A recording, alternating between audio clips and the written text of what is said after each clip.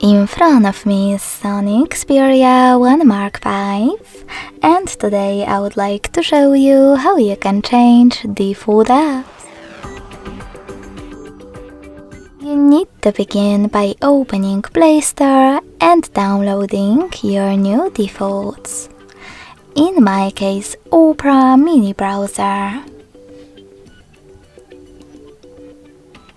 When your apps are ready, go into Devices Settings.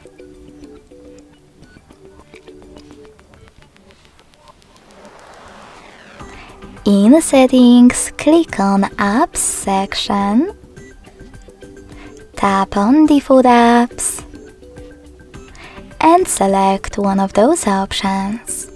I want to change my browser apps, I have to click here. Tap on Opera Mini in order to apply it, and go back. So when I do that, as you can see, my default app has changed. Thanks so much for watching. If you enjoyed this video, don't forget to leave a like, comment and subscribe. Bye!